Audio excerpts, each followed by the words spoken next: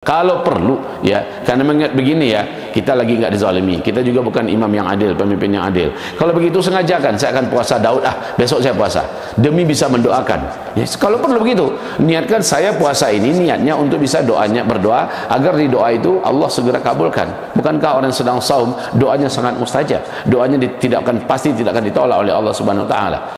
Assalamualaikum warahmatullahi wabarakatuh. Semangat selalu dalam beramal di bulan Ramadan. Mari kita melakukan akselerasi amal, di mana tidak cukup dengan apa yang kita lakukan buat diri kita saja, tapi kita merambah amalan kita menjangkau orang lain demi memperbanyak amalan kita. Inilah amalan-amalan yang utama di dalam bulan Ramadan, yaitu memperbanyak puasa, seolah-olah kita mengkloning diri kita menjadi sekian banyak, dan masing-masingnya berpuasa dan pahala yang ngalir ke kita. Itu diberikan petunjuk oleh Allah SWT dan Rasulnya dengan cara berilah berbuka dan makan berbuka orang-orang yang berpuasa, serta sahurnya orang-orang yang untuk berpuasa. Saudara dan sahabat tercinta, sampai hari ini pesantren kita, para pemburu ilmu Allah dan para penghafal Al-Quran kita, para guru-guru dan dai-dainya, serta warga masyarakat yang kita bina dalam iman dan tauhid, seluruh mereka alhamdulillah untuk 1 minggu pertama bulan Ramadan ini sudah terpenuhi sahur dan berbuka mereka. Sekarang untuk hari ke-7, ke-8 dan seterusnya, kita menampung selebar-lebarnya, dibuka seluas-luasnya untuk 250 orang saudara-saudari, santriwan santriwati kita, guru-guru dan dai-dai kita, untuk sahur dan berbuka mereka. Tafadhal dari antum semua, per satu orang insyaAllah 50.000 sahur berbuka dan berprogram dakwah di bulan Ramadan termasuk di situ. Kita membutuhkan 250 orang per satu hari. Silakan diantarkan atau ditransfer ke Uzma Care ya, 716-7684-003 Bank Sedah Indonesia atas nama Uzma Care. Tapi ingat, tolong dilebihkan di angka belakangnya, angka 1 ya. Pokoknya kita mengirim 10 juta atau 5 juta 1, 10 juta 1. Berarti tim admin kita langsung paham bahwa ini dimaksudkan untuk membukakan puasa orang-orang yang berpuasa. Semoga apa yang kami sampaikan menjadi gelora dan semangat yang tidak pernah berhenti dari kita semua merangsang dan mengejar ketertinggalan kita dalam amal. Wabil khusus bulan Ramadan, bisa jadi ini adalah Ramadan terakhir kita. Jadikanlah ini Ramadan terbaik, terhebat dan terbanyak pahala kita. Barakallahu fikum, ditunggu dan dinanti. Selamat menikmati pahala bersama-sama. Assalamualaikum warahmatullahi wabarakatuh.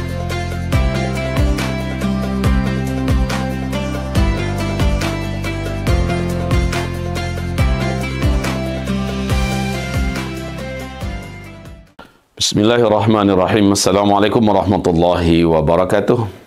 Alhamdulillah wassalatu wassalamu ala habibillah Sayyidina Muhammad Rasulillah sallallahu alaihi wasallam. Ba'du, amma ba'd. Kaum muslimin, hamba Allah yang kami muliakan, ini sudah memasuki hari yang ke-28. InsyaAllah ta'ala kita bakal selesai dalam beberapa waktu ke depan untuk Ramadannya. Sementara kajian kita, hadis kita dari kitab Al-Arba'un fi Thughuril Murabitah ini masih berada pada nomor urutan yang ke-31. Baiklah, tentu saja kajian ini selepas Id pun kita akan tetap lanjutkan, mengingat bahwa pentingnya pembahasan yang tersisa daripada kitab kita ini, yaitu ada 10 hadis berikutnya. Saudara dan sahabat tercinta yang kami muliakan, 10 yang terakhir ini, jadi kalau 10 yang pertama adalah bicara tentang keutamaan, kemuliaan, dan sejarah terkait dengan Baitul Maqdis, Palestina, Masjidil Aqsa. Kemudian 10 yang kedua berbicara tentang hebatnya pahala-pahala yang dahsyat buat orang yang ikut jihad dan ribat di bumi Palestina, Baitul Maqdis dan Masjidil Aqsa. Dan yang ketiga adalah sifat-sifat dan karakteristik yang harus dimiliki oleh orang-orang yang memiliki semangat untuk berjuang, untuk membebaskan Masjidil Aqsa, atau untuk para pejuang-pejuang dalam kepentingan agama Allah Subhanahu wa taala. Terakhir, 10 terakhir ini yaitu tentang hal-hal yang berkaitan dengan apa saja sarana prasarana apa saja yang bisa digunakan dalam rangka memperjuangkan kemenangan kemerdekaan Masjidil Aqsa ini. Saudara, sahabat-sahabat tercinta, mari kita baca Al-Hadithu Al-Hadi wa Thalathun, hadis yang ke-31, Nusratu Baitul Maqdis, ya, yaitu menolong Baitul Maqdis wal murabitin, dan menolong orang-orang yang sedang berjuang dalam rangka membebaskan Baitul Maqdis, Masjidil Aqsa. Jadi yang pertama, bagaimana menolong Baitul Maqdisnya sendiri, bagaimana menolong orang yang sedang berjuang untuk kemenangan pembebasan Masjidil Aqsa. Bisilahid doa, dengan menggunakan senjata doa al-mustajab, yang doanya dikabulkan. Kita dengarkan, manfaatkan senjata ini. Tolong saudara kita untuk di Palestina, Baitul Maqdis, agar mereka ditolong oleh Allah Subhanahu wa taala, agar Baitul Masjidnya bebas melalui senjata kita. Senjata itu adalah doa. Kita simak hadisnya. An Abi Hurairah radhiyallahu anhu, dari Abu Hurairah, semoga Allah ridha kepadanya, qala, dia berkata, qala Rasulullah sallallahu alaihi wasallam, berkatalah Rasulullah sallallahu alaihi wasallam, thalathatun, ada 3 orang, la turaddu da'watuhum, yang tidak akan pernah ditolak doanya. Tidak akan pernah ditolak. Kalau tidak akan pernah ditolak, berarti pasti diterima. Kan begitu? Doanya pasti diterima. Kalau sudah diterima, Allah pasti mengabulkannya. Siapa orangnya? Yang pertama, as-saimu hatta yuftirah. Orang yang sedang saum sampai dia yuftirah, berbuka.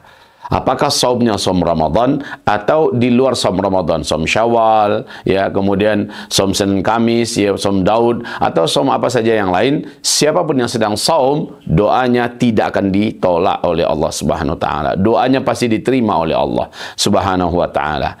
Yang kedua, wal imamu al-adil, imam yang adil. Siapa imam yang adil? Yang menegakkan kebenaran, yang menghukum dengan Al-Quran dan Sunnah sesuai dengan hukum syariat Allah. Maka imam yang adil seperti ini, dia kalau berdoa pasti dikabulkan, tidak akan ditolak doanya.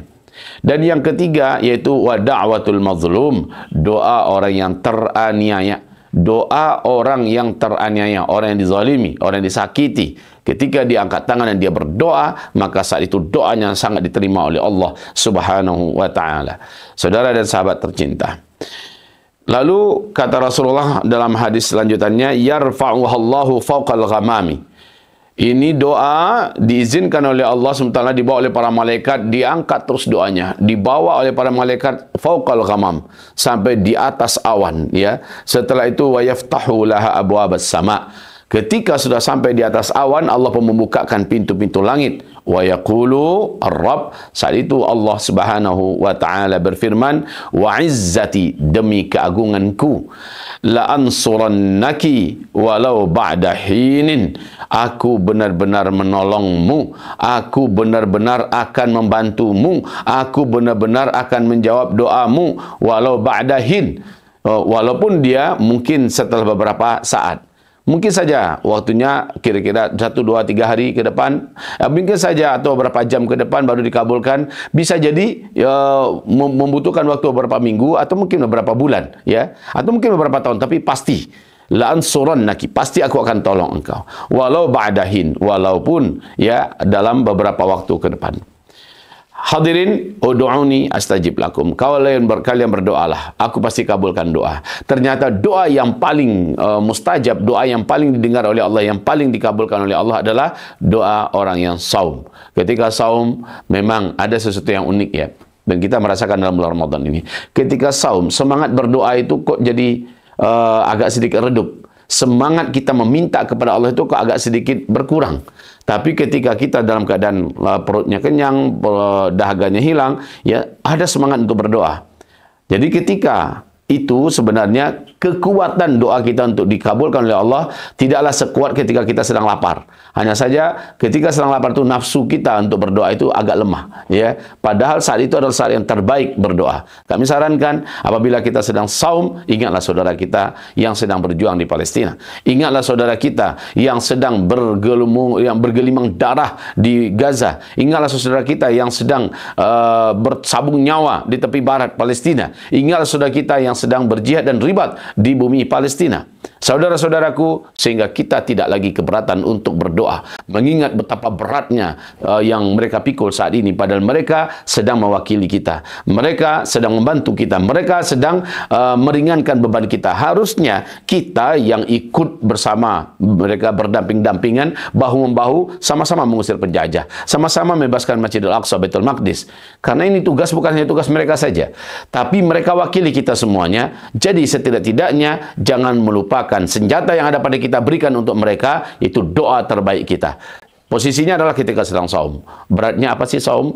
Beratnya apa sih berdoa? Kan bukankah dengan berdoa tidak akan berkurang? Tiba-tiba dengan satu kali berdoa bertambah pendek kita sedikit, kemudian satu kali berdoa hilang rekening kita kira-kira sekian ratus juta? Kan tidak. Ya, ketika kita berdoa tahu-tahu kulit kita menjadi tambah hitam. Ketika kita berdoa hilang satu anggota tubuh kita? Tidak. Ketika tidak ada yang dirugikan dalam doa itu, jangan pelit berdoa. Jangan lupakan saudara kita di Palestina, di Baitul Maqdis. Oke? Kemudian wal imamul adil. Kayaknya yang seperti ini agak sulit. Imam yang adil. Kenapa? Pemimpin yang adil. Kalau diceritakan imam sekarang ada yang adil enggak? Enggak. Kalau dibaca dari kitab-kitab Turath, dari penjelasan para fuqaha, disebut imam adil itu selama dia adalah muslim dan dia secara pribadi dia soleh, taat, menjaga ibadah, menjauhi maksiat, tetapi dalam memimpin, dia memimpin dengan Al-Quran dan Sunnah. Dalam menetapkan hukum, dia menghukum dengan syariat Allah. Itulah yang disebut dengan imam yang adil, pemimpin yang adil. Sekali dia berdoa, pemimpin yang adil macam ini, pasti doanya Allah kabulkan. Pasti Allah akan sangat perhatian dan sangat memuliakan doa imam-imam atau pemimpin-pemimpin yang adil ini. Mungkin untuk yang nomor 2 ini, yaitu imamul adil, peluang kita agak kecil. Tapi nomor 1 tadi, siapapun kita memiliki peluang ya. Kemudian wa da'watul mazlum, ya, dan dakwahnya atau doanya orang yang dizalimi. Nah, ini peluang kita juga ada. Sering kita dizalimi. Mungkin dizalimi oleh kakak kita, dizalimi oleh nenek mamak kita, dizalimi oleh pimpinan-pimpinan kelompok kita, dizalimi oleh pemerintahan sekitar kita yang korup dan sebagainya, dizalimi oleh oleh tetangga kita, dizalimi oleh istri kita, oleh suami kita, oleh keluarga jauh kita, oleh anak buah kita, oleh siapapun pokoknya. Kita merasa ini saya benar-benar dizalimi. Maka ingat, ketika dizalimi itu, antara kita dengan Allah tidak ada pembatas. Antara kita dengan Allah tidak ada hijab. Doa kita benar-benar sangat dimuliakan oleh Allah Subhanahu wa taala. Saat itu angkatlah tangan, ya Rabb, hamba dizalimi.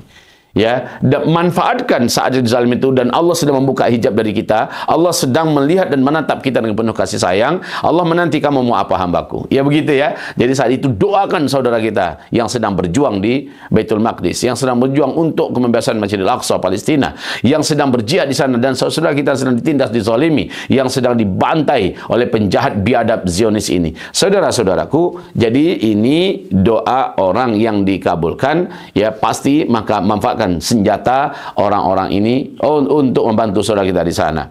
Yarfa'uhallahu fawqal ghamami wa yaftahu laha abwab as-sama wa yaqulu rabb wa izzati la ansurannaki walau ba'da hin. Insyaallah kita sudah dengarkan ini penjelasan, ya, maka dengan ini pastilah saudaraku kita memiliki peluang yang sangat cepat, peluang yang paling praktis untuk bisa membantu saudara kita kalau perlu, ya. Karena mengingat begini ya, kita lagi nggak dizalimi, kita juga bukan imam yang adil, pemimpin yang adil. Kalau begitu sengajakan saya akan puasa Daud, besok saya puasa demi bisa mendoakan. Ya, kalau perlu begitu, niatkan saya puasa ini niatnya untuk bisa berdoa agar di doa itu Allah segera kabulkan. Bukankah orang yang sedang saum doanya sangat mustajab, doanya pasti tidak akan ditolak oleh Allah Subhanahu wa taala.